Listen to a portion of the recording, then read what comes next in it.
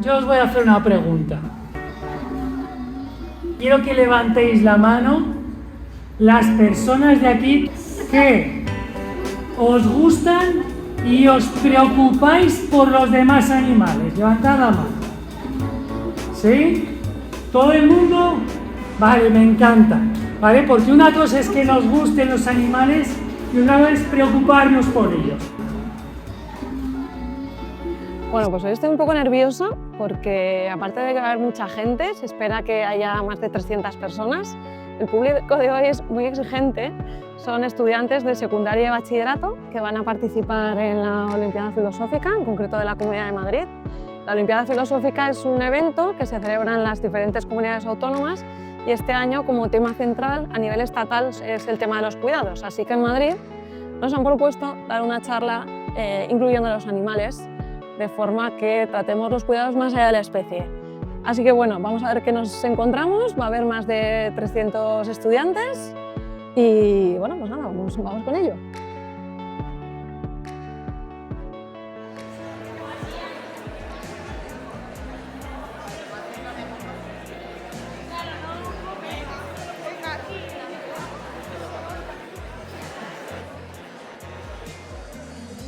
Manifestar malestar, ¿sí? ¿Vale? Si tuvieran voz en el sentido de si pudieran tener nuestra lengua, ¿qué nos dirían los otros animales? Esa es la pregunta que la niña.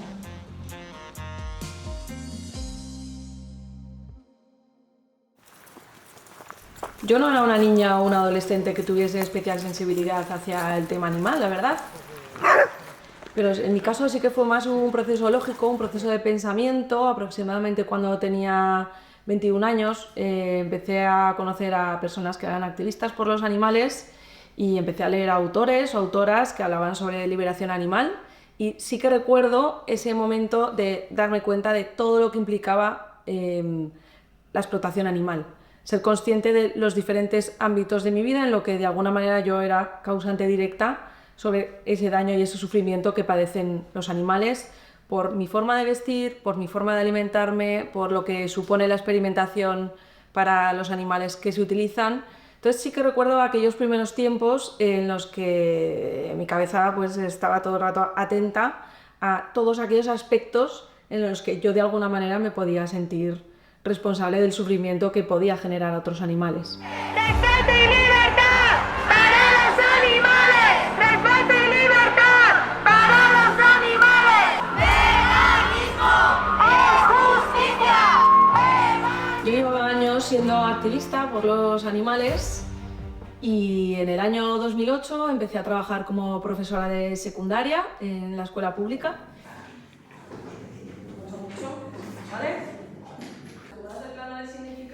Entonces ahí me di cuenta de que la educación era un ámbito importantísimo donde el mensaje antiespecista tenía que estar presente de alguna manera. Al igual que se habla de otras causas de injusticia social, ¿cómo no iba a estar presente el especismo y la situación que padecen los animales? Entonces, a raíz de empezar a ser profesora de secundaria, bueno, se me ocurrió que igual que yo en el aula trataba otras cuestiones, también era mi obligación moral tratar el tema del especismo. Pregunto, ¿los seres humanos también somos animales? ¿Alguien que quedamos? ¿Sí que quedamos? ¿Sí o no? ¡Sí! ¿Ale? Sí. ¿Ale? Yo este día también había algo de eso, ¿no? Yo creo que fue más o menos en febrero de 2011 cuando organizamos el primer curso de formación del profesorado, que lo conseguimos homologar de manera que fuera oficial y lo hicimos a través del sindicato de enseñanza del que formamos parte. Si no me equivoco fue también, o sea, unas 30 personas se apuntaron en aquel primer curso. Sí, pero la gente que se apuntó entonces era bastante diferente a la gente de ahora. Entonces veías un desconocimiento bastante alto del tema del respeto animal. No conocían la palabra especismo, no conocían la palabra veganismo, o sea, hablábamos y yo creo que alucinaban, porque iban en calidad muchas veces de amantes de los animales y se daban cuenta de que esto es más que amar a los animales. De hecho, es una cuestión de justicia y no es una cuestión de amor. Sí, yo me acuerdo de una persona en una sesión en concreto que estábamos trabajando los zoos y los lugares en cautividad, ¿no? Y hablando de pues, los zoos, delfinarios y tal, una maestra dijo, pero esto también nos parece mal. O sea, que ha cambiado mucho el perfil y sobre todo el conocimiento sobre la cuestión. Pues mira, si tienes excusa. El sistema educativo en realidad aborda los intereses de los otros animales de tres formas distintas. La primera, la más común, es ignorándolos. Por ejemplo, en mi asignatura se habla del sistema nervioso, se habla de la sinapsis, pero no se habla de las consecuencias que tiene eso. La idea de que los demás animales, salvo excepciones como las esponjas, también sienten y que nuestras acciones les afectan. Y eso es importante porque tiene unas implicaciones éticas fundamentales. Además, se fomenta la empatía selectiva. O sea, se habla del respeto a los perros y a los gatos, se habla del maltrato animal, pero siempre centrándonos en los animales que más conocemos. Porque son esos los que nos generan empatía y al conocerlos entendemos cuándo lo están pasando mal. Pero no se habla de animales como los cerdos, las ratas, los conejos. De esos podemos hacer prácticamente cualquier cosa con ellos que no se va a considerar maltrato animal. No se les considera. Y en último lugar, y para mí lo peor desde un punto de vista educativo, es que se transmite la idea de que los otros animales son felices con su explotación. Y eso lo podemos ver muchas veces si nos asomamos a una guardería y nos fijamos en las paredes y vamos a ver que muchas veces aparecen dibujos de focas sonrientes haciendo malabares, elefantes en un circo yendo en bicicleta y aparecen siempre sonrientes.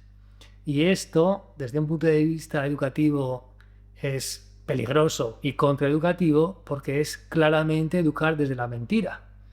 Lo que se está haciendo es transmitir una idea falsa de cómo son sus vidas y al hacer esto estamos impidiendo que el alumnado se cuestione la explotación animal. Que en nuestra sociedad nos han enseñado que el que nos gusten y nos preocupen los animales es una cosa de niños pequeños, pero yo creo que no es así. Es curioso que si preguntamos en los centros educativos quién está en contra del maltrato animal, todo el mundo está en contra del maltrato animal, pero curiosamente están normalizadas una serie de prácticas o de dinámicas que implican el uso y el sufrimiento de los animales, ¿no? No es raro encontrar en primaria, por ejemplo, la llamada mascota de la clase. No es raro que se organicen por parte del profesorado visitas a zoos o a lugares donde los animales están en cautiverio. También reflexionar sobre cómo se gestiona la presencia de animales en los espacios escolares. Muchas veces incluso se crían animales en las propias escuelas, sobre todo en primaria. Entonces, de alguna manera esto merece la pena que reflexionemos sobre esto, porque por un lado nos mostramos en contra de lo que se pueda considerar maltrato animal, pero por otro lado no nos damos cuenta de que en nuestro día a día promovemos ciertas actividades en las que no nos hemos parado a pensar y conllevan el sufrimiento animal. Gracias a todos y todas por venir.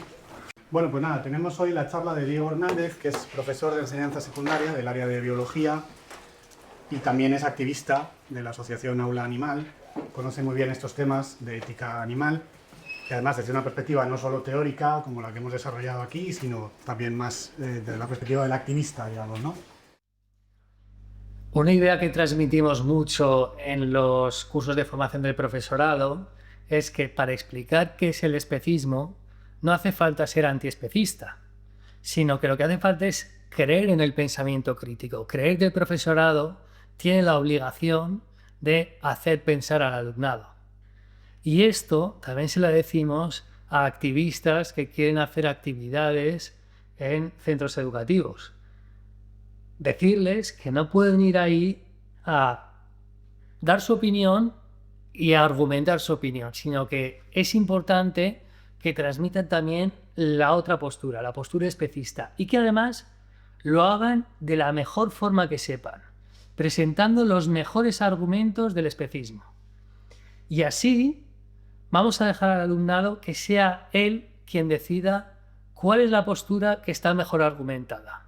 Porque no nos sirve de nada convencer a alguien de tu postura si eso no ha sido a través de un pensamiento y una reflexión propia. Pues mi pregunta es que ¿por qué no tenemos la misma empatía hacia distintos tipos de animales? O sea, ¿por qué es distinta empatía? Por ejemplo, a un mamífero o a un insecto. Vale. Por aquí. Que si el especismo sería como matar a un animal en sí o al sufrimiento que se les somete, por ejemplo, en granjas intensivas o masivas de producción. Vale, o sea que estás considerando que el especismo no es solo el hecho de matar, sino también de hacer sufrir a un animal, por ejemplo, en una granja intensiva, ¿no? Vale. Bueno, esto es darle la vuelta a las actividades desde un enfoque que sea inclusivo con los animales, sí. Sí, que se muestre que los animales también sienten y también tienen intereses. Tú sabes que igual que en tu caso hubo algo que te hizo hacer un clic, tu charla, tu actividad, tu taller puede hacer el clic a 1, 2, 3 personas de las que están ahí. Entonces la ilusión, después de tantos años, no se pierde en absoluto. Y es más, el ver los resultados, ¿no? Que muchas veces compruebas, eso te motiva mucho más.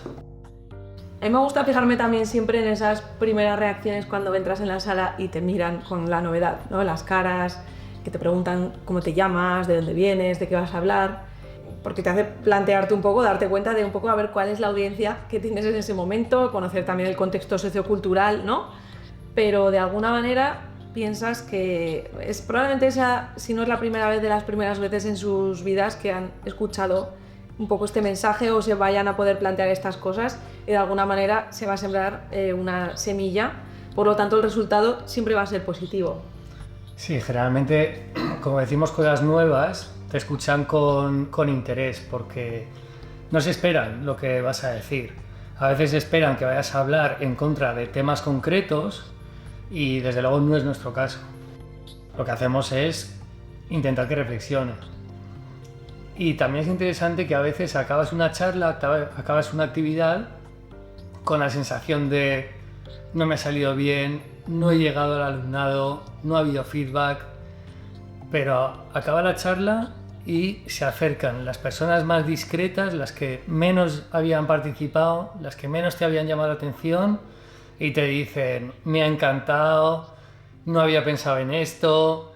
O sea que muchas veces la sensación que tienes al final no corresponde con el resultado que has tenido.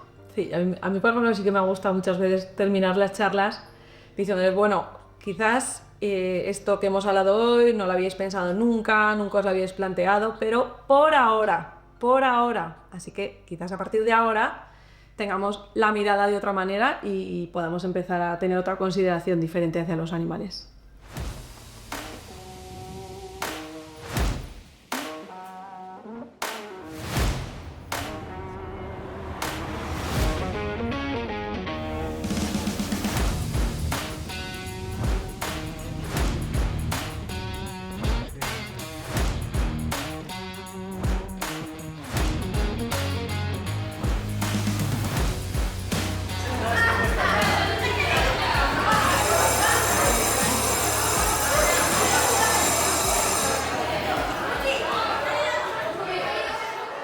Gracias a todos y a todas por venir. Soy Pilar, soy profe de instituto y presento también a Diego, que también es profe de instituto, pero además de nuestra tarea como profesores, desde hace muchos años nos dedicamos al tema del respeto a los animales. Entonces lo que hacemos es, o lo que vamos a hacer va a ser compartir un ratito con vosotros y con vosotras para reflexionar sobre los animales, pero de otra manera un poco diferente a como solemos hacerla. ¿Sabéis qué es el pensamiento crítico? ¿Os suena? Bueno, el pensamiento crítico empieza a desarrollarse más o menos a los 11 años y consiste en cuestionarnos cosas que antes no nos cuestionábamos. y sobre todo se basa en reflexionar sobre lo que está bien y lo que está mal en la sociedad. Una pregunta básica del pensamiento crítico es ¿a quién hay que tener en cuenta? ¿Todos los animales sentimos entonces? ¿Tenemos capacidad de sentir? ¿Sí? ¿Por qué tenemos capacidad de sentir? Porque tenemos nervios y la mayoría de los animales tienen un cerebro tan desarrollado que pueden sentir emociones. Muy bien, ¿cómo te llamas? Iván, pues has dado en el clavo, ¿no? La mayoría, hay algunos, solo algunas excepciones que no, ¿no? Pero en general, todos los animales, y digo todos porque no nos olvidemos de que los seres humanos también somos animales, como ha dicho Iván, tenemos cerebro, ¿no? Y tenemos una serie de terminaciones nerviosas que hace que podamos tener experiencias positivas y negativas, desde dolor, angustia, miedo, pero también sentirnos bien, estar a gusto. ¿Qué creéis que nos dirían los animales si pudieran hablar nuestra lengua? Ayuda. ¿Qué nos diferencia de los demás animales? Que nosotros tenemos, por ejemplo, más desarrollado la capacidad para hablar. Más desarrollada la capacidad para hablar. Que somos más o menos tenemos más capacidad de aprender. Capacidad de aprender. Pensamiento complejo. Vale. Pero fijaos que muchas veces intentamos buscar aquello que nos diferencia como para alguna manera sentirnos como especiales, tú lo has dicho muy bien. ¿Cómo definiríamos el maltrato animal? Para mí es no respetarlos. No respetarlos. Por ejemplo, si están en su hábitat, pues molestarlos o incomodarlos. ¿Solo en su hábitat? En la vida en general. En la vida en general. Y pues. Y tienen lo que hemos dicho, como hemos dicho que se llamaba esto de la Sintiencia. Sintiencia, muy bien, sintiencia. Cuando tengamos dudas sobre lo que está bien y lo que está mal, mi consejo es ponernos en su lugar. Os voy a dar alguna pista para que me digáis especies de grandes simios, a ver si las conocéis, ¿vale? A ver qué tal vais de taxonomía. Entonces, son primates que pesan más de 30 kilos en estado adulto, que no tienen cola, que no tienen hocico, sino que tienen la cara más plana, que no tienen garras, sino que tienen uñas más delgadas. El gorila, muy bien. El orangután, el chimpancé, gorila, orangután. Falta el bonobo, que es como un chimpancé un poco más delgado y mucho menos agresivo, ¿vale? Y falta solo una especie. Muy bien, dilo más alto. El humano, ¿vale? ¿Por qué nos cuesta tanto reconocernos dentro de ese grupo? Porque desde pequeñas y pequeños nos han enseñado que por un lado estamos los humanos y por otro lado están el resto de animales. Entonces, eso nos hace que sea más difícil empatizar con otros animales. Con los perros lo entendemos muy bien y empatizamos bastante bien, pero con otros animales nos cuesta mucho empatizar. Y entonces, por eso, cuando vamos por la carretera y adelantamos un camión con cerdos, con vacas, con ovejas, con pollos, es como si adelantáramos un camión cargado de botellas de plástico. Los hemos cosificado, ¿no? Si estuviera el camión cargado de perros, nos haríamos preguntas como qué van a hacer con ellos, cómo ha sido su vida. Ese tipo de preguntas nos las haríamos. Pero con otros animales hemos bloqueado la empatía y es como si fueran cosas, ¿no? Y creo que es interesante que reflexionemos sobre cómo nuestra forma de vivir afecta a los otros animales, no solamente a los perros, no solamente a los gatos, sino a cualquier animal que pueda sentir. Quiero introducir una palabra que no sé si habréis oído, que es la palabra especismo. Especismo es la discriminación en base a la especie. Entonces, como el racismo, como el sexismo, es una forma de discriminación. Y hay mucha gente que piensa que no es comparable de ninguna manera y hay gente que piensa que sí es comparable, ¿vale? Lo dejo para vosotras y para vosotros, pero entre la gente que piensa que sí que es comparable, lo que nos dicen es lo siguiente, nos dicen: el problema de la lucha con el especismo es que quienes sufren el especismo no pueden defenderse. Por ahí hablabais sin la experimentación animal, en otros animales estaba justificada. Sí. Por aquí había otra pregunta que era si el especismo englobaba a todas las especies o solo algunas. ¿A cuáles te referías? En general, todas. Vale. Si especismo, comentabas, ¿especismo era solo matar a un animal o se consideraba también parte de la discriminación generarle sufrimiento? ¿No? Has comentado en granjas, en lugares de explotación. Y la primera que era, ¿por qué no tenemos la misma empatía hacia distintos tipos de animales? Los seres humanos tenemos un montón de cosas que nos hacen diferentes por nuestra inteligencia. Y voy a poner ahora dos puntos de vista, y esta es la parte, para mí, la más importante de todo lo que voy a decir.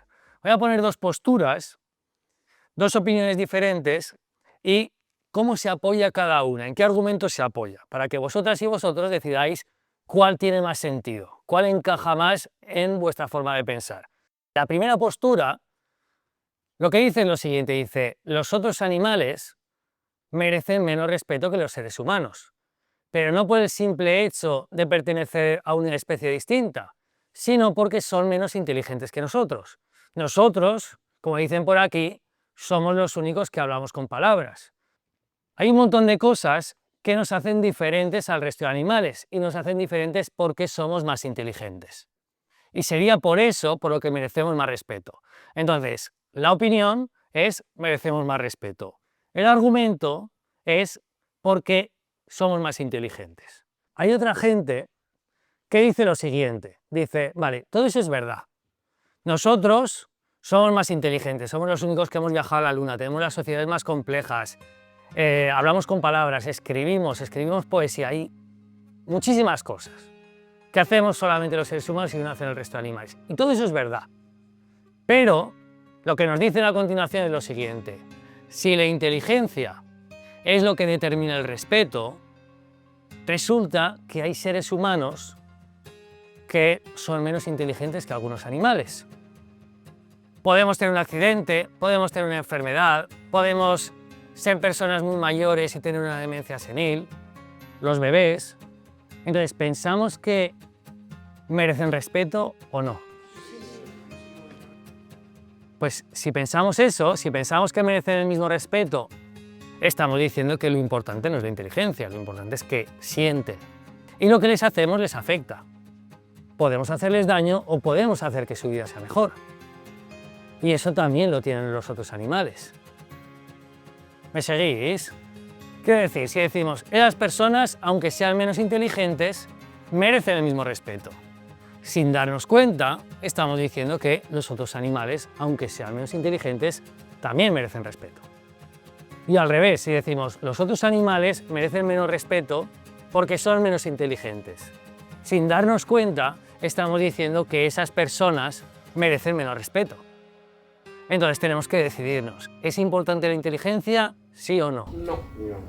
Vale, pues si lo importante es la capacidad de sentir, entonces tenemos que tener en cuenta también a otros animales. Vale, libros de texto. ¿Cómo aprendemos sobre los animales en los libros de texto? ¿Cómo aprendemos el vocabulario? Sobre todo en las materias de idiomas, ¿no?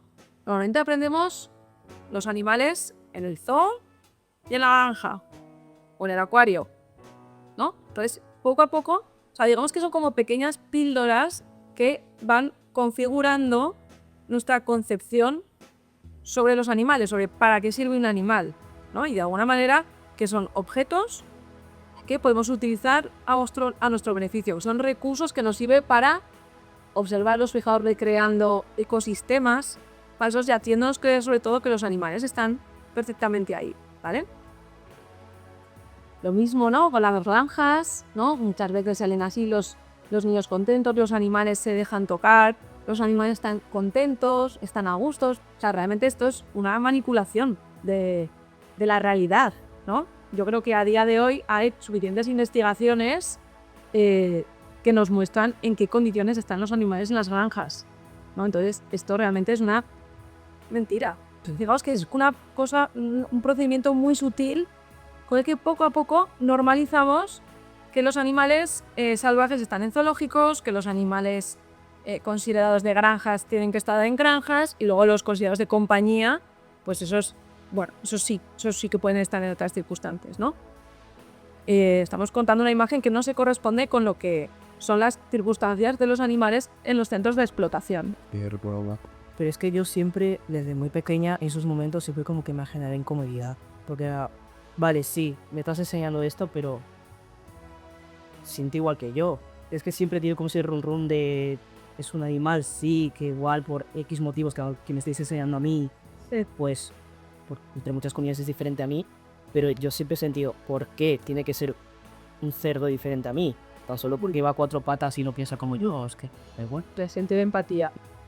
Sí, el movimiento antiespecista, el movimiento en defensa de los otros animales va por detrás de otros movimientos sociales, es porque los otros animales, no pueden levantar la voz, no pueden defender sus intereses y la defensa de los otros animales depende de quienes formamos parte del grupo de los opresores, de quienes nos beneficiamos con su explotación. Pero los argumentos del especismo, del racismo, del sexismo tienen muchas cosas en común y los contraargumentos también tienen muchas cosas en común. Gracias por haberme escuchado, abrimos el debate, ¿queréis decir algo? ¿Queréis comentar algo? Bueno, lo que... Gracias.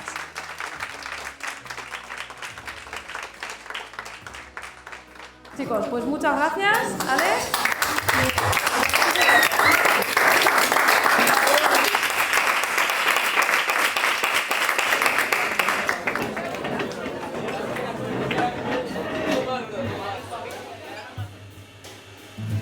¿Sí?